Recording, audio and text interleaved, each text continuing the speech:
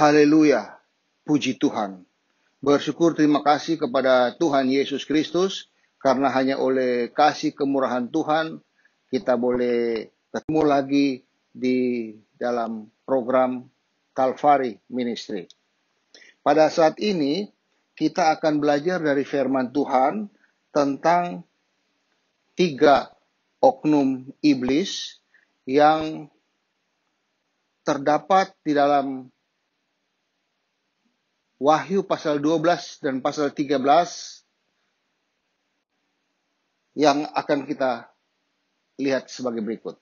Untuk itu saya ajak kita buka Alkitab kita di dalam Wahyu pasal 12. Pada kesempatan ini saya rencana akan membagi tiga episode dari 3 oknum iblis ini supaya bisa kita mengerti dengan baik. Pertama, saya ajak kita buka Wahyu 12 ayat 3 dan 4a. 3 dan 4a berbunyi demikian.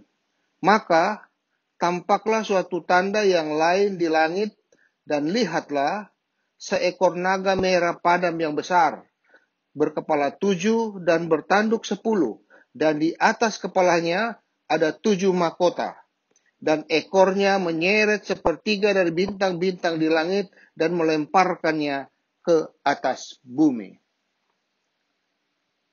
Di dalam ayat ini dikatakan bahwa tampaklah suatu tanda yang lain di langit. Jadi Rasul Yohanes itu melihat di langit ada tanda. Tanda besar di langit yaitu pertama, dia lihat ada seorang perempuan berselubungkan matahari dengan bulan di bawah kakinya dan sebuah mahkota dari 12 bintang di atas kepalanya pada ayat 1. Perempuan ini diselubung dengan matahari. Dia berada di atas bulan dan bermahkota 12. Gambaran daripada ayat ini, perempuan ini adalah menggambarkan tentang gereja yang sempurna. Di ayat 3 dikatakan, selain melihat tanda besar di langit, dikatakan juga Yohanes melihat tanda yang lain di langit. Tanda yang lain ini dikatakan adalah, lihat, seekor naga merah padam yang besar. Seekor naga merah padam yang besar, berkepala 7 dan bertanduk 10.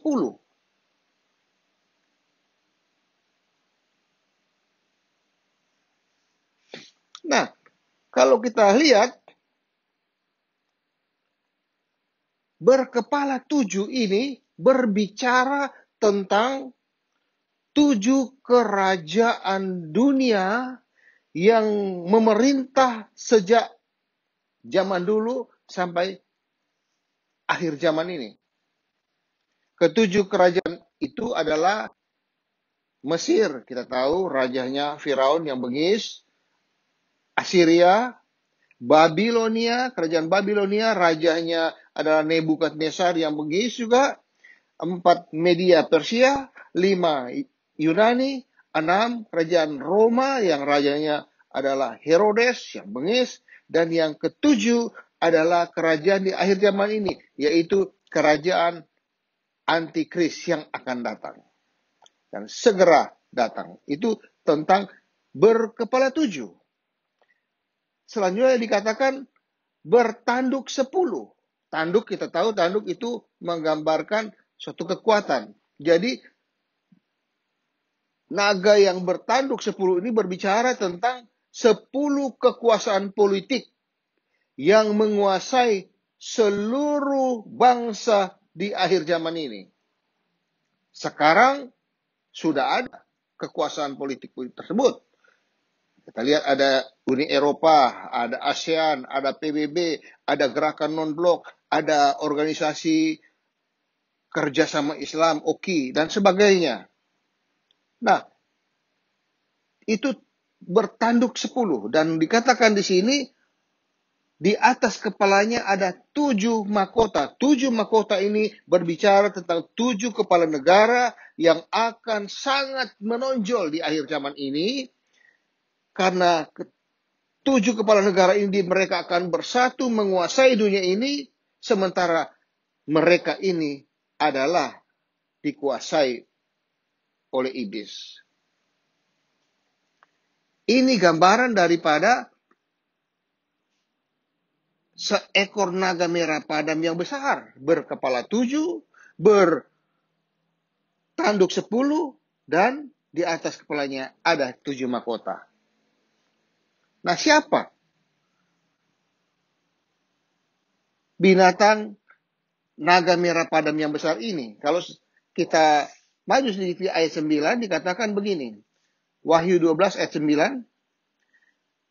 Dan naga merah itu, naga besar itu, si ular tua yang disebut iblis atau setan yang menyesatkan seluruh dunia. Jadi naga besar ini ternyata di ayat 9 dikatakan dia adalah iblis atau setan. Iblis atau setan yang mempunyai kuasa kepada 7 kerajaan dunia. Sejak dari zaman Firaun, Nebukadnezar, Herodes, dan nanti akan datang raja yang menguasai seluruh dunia, yaitu Antikris. Dia bertanduk 10 dengan suatu kekuatan organisasi politik yang luar biasa. Mereka di sini katakan akan menyesatkan seluruh dunia. Jadi targetnya daripada naga merah ini adalah menyesatkan seluruh dunia.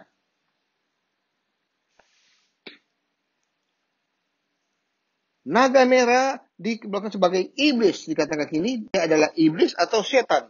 Iblis atau setan ini saya mau ajak kita untuk melihat di dalam Matius pasal 12 ayat 24. Matius 12 ayat 24 sedikit menggambarkan tentang setan ini. Ayat 24 berkata, tetapi ketika orang Farisi mendengarnya, mereka berkata dengan Belsebul, penghulu setan. Ia mengusir setan. Penghulu setan. Jadi naga merah ini yang adalah iblis, dia adalah penghulu setan. Penghulu setan ini bahasa Inggrisnya adalah Prince of the Devils. Prince of the Devils, dan kalau bahasa Yunania adalah Arkon. Artinya dia menduduki jabatan tertinggi dalam kekuasaan dunia. Dalam kekuasaan dunia dia menduduki jabatan tertinggi.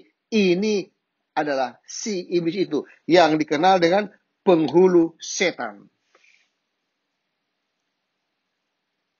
Dunia dia kuasai. Seluruhnya. Karena dia pegang kedudukan jabatan tertinggi dalam kekuasaan dunia ini. Dan Efesus pasal 2 juga mengatakan demikian. Efesus pasal 2 ayat 2 berkata,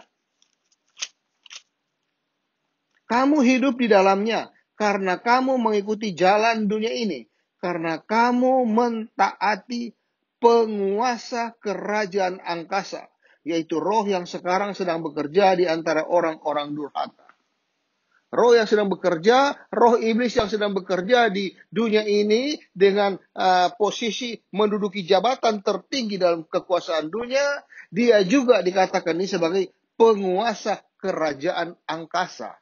Jadi dunia ini yang dimana langitnya masih ada atmosfer, ada udara, dan dia juga menguasai di angkasa, di tanpa udaranya, yaitu di cakrawala itu. Itu iblis menguasai.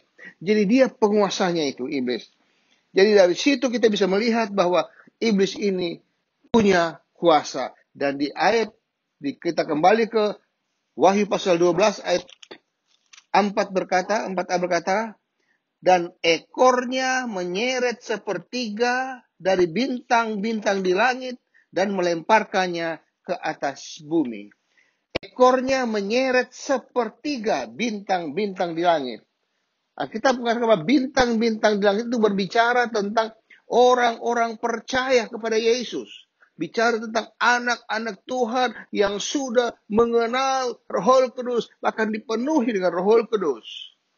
Itu gambaran bintang-bintang ini. Tetapi di ayat 4 ini dikatakan bahwa ekornya daripada naga merah itu menyeret bintang-bintang itu jatuh dari langit. Diseret dari posisi yang seperti teguh dengan iman, diseret, digeser, sehingga jatuh, tidak lagi percaya kepada Yesus. Nah, apakah naga merah ini yang tadi digambarkan adalah iblis, penguasa angkasa, dan dia juga adalah penghulu setan yang memegang jabatan tertinggi di dunia ini, kekuasaan dunia ini? Apakah iblis ini punya ekor? Mari kita lihat di dalam Yesaya pasal 9. Jadi ekor yang bagaimana yang dipakai oleh si iblis? Yesaya 9 ayat 14 berkata begini. Yesaya 9 ayat 14. Tua-tua dan orang yang terpandang itulah kepala. Jadi kalau tua-tua dan orang itu kepala. Dan nabi yang mengajarkan dusta ialah ekor. Nabi yang mengajarkan dusta ialah ekor. Jadi dari ayat ini kita bisa melihat bahwa yang mengajarkan dusta itu nabi atau rohaniawan, pendeta yang mengajarkan kebohongan, kepalsuan, yang mengajarkan kesesatan. Mereka adalah ekor daripada si naga merah besar ini. Jadi ajaran sesat ini akan menyeret sepertiga anak-anak Tuhan yang sudah mengenal Tuhan dan sudah mengenal Roh Kudus. Bahkan penuh dengan Roh Kudus. Diseret oleh ajaran-ajaran sesat. Itulah sebabnya kita harus sungguh-sungguh berwaspada menghadapi ajaran-ajaran sesat ini. Dan saat ini kita sudah banyak mengenal tentang ajaran sesat. Dan memang firman Tuhan sudah katakan di dalam 1 Timotius 4 ayat 1 dan 2 berkata begini. Tetapi Roh dengan tegas mengatakan bahwa di waktu-waktu kemudian ada orang yang akan murtad. Sekarang sudah banyak orang yang murtad. Lalu mengikut roh-roh penyesat dan ajaran-ajaran sesat.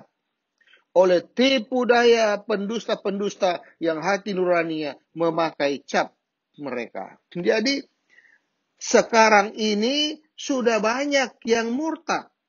Tadinya percaya Yesus, kemudian dia tinggalkan Yesus, malah sekarang dia menyerang Yesus. Di sini katakan mereka adalah orang-orang yang mengitu roh penyesat.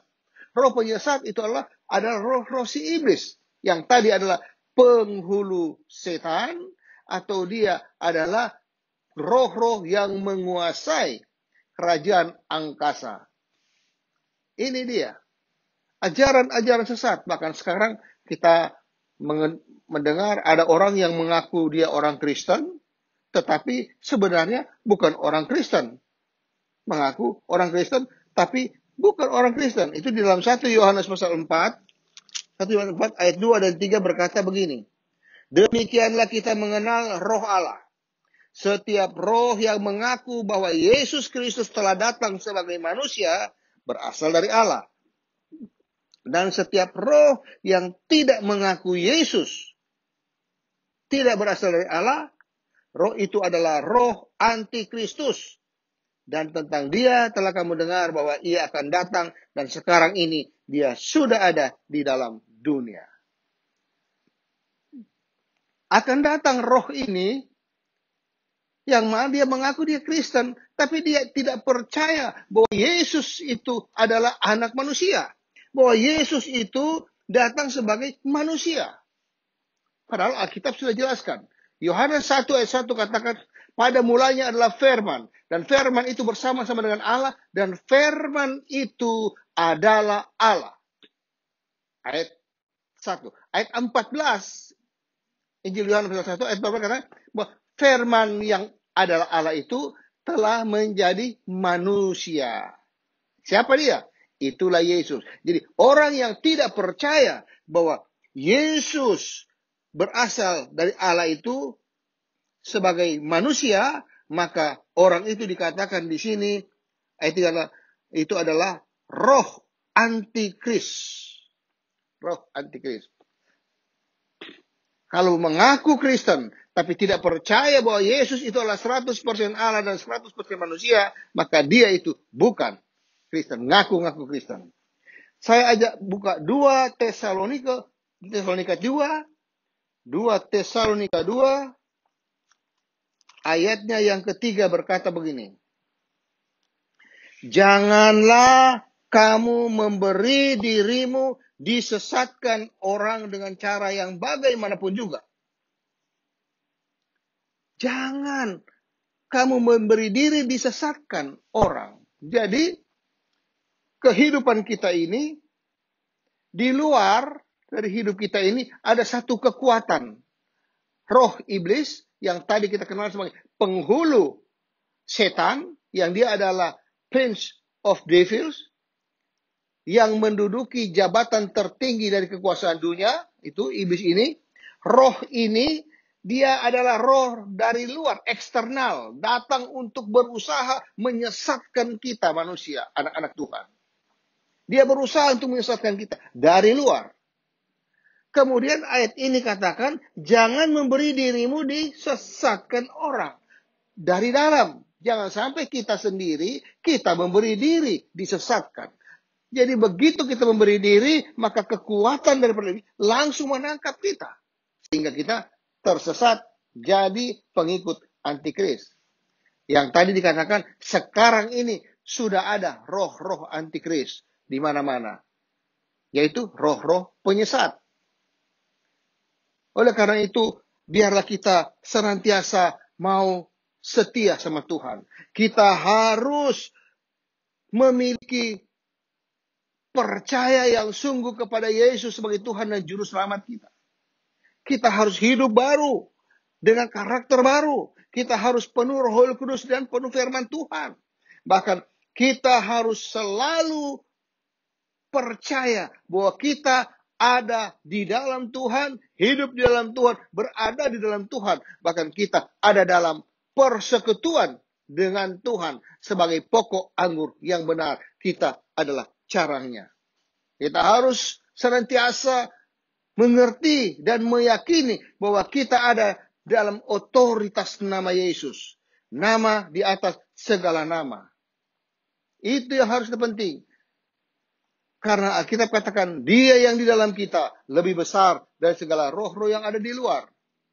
Walaupun iblis itu dikatakan tadi sebagai penguasa tertinggi dari dunia ini, yang mau menyesatkan kita, tetapi kita punya Roh Kudus yang lebih besar, jauh lebih besar, unlimited, tidak terbatas. Dialah yang sanggup mengatasinya. Karena apa? Karena Roh Kudus kita, dia adalah maha kuasa, maha tahu, maha hadir.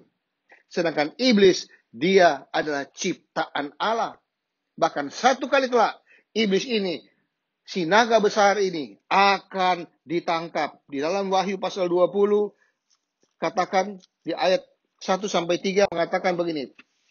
Lalu aku melihat seorang malaikat turun dari sorga, memegang kunci jurang maut dan suatu rantai besar di tangannya. Ia menangkap naga, si ular tua itu, yaitu iblis dan setan, dan ia mengikatnya 1000 tahun lamanya. Lalu melemparkannya ke dalam jurang maut, dan menutup jurang maut itu, dan memeteraikannya di atasnya, supaya ia jangan lagi menyesatkan bangsa-bangsa, sebelum berakhir masa 1000 tahun itu. Jadi, akhir daripada si iblis atau setan yang adalah naga merah padam yang besar itu, yang selalu mau menyesatkan anak-anak Tuhan, akhirnya dia, menurut Wahyu 20, dia akan ditangkap dan diikat, lalu dilempar ke dalam jurang yang dalam, lalu ditutup jurang itu, lalu dimeteraikan. Tidak ada orang yang bisa buka kecuali Tuhan.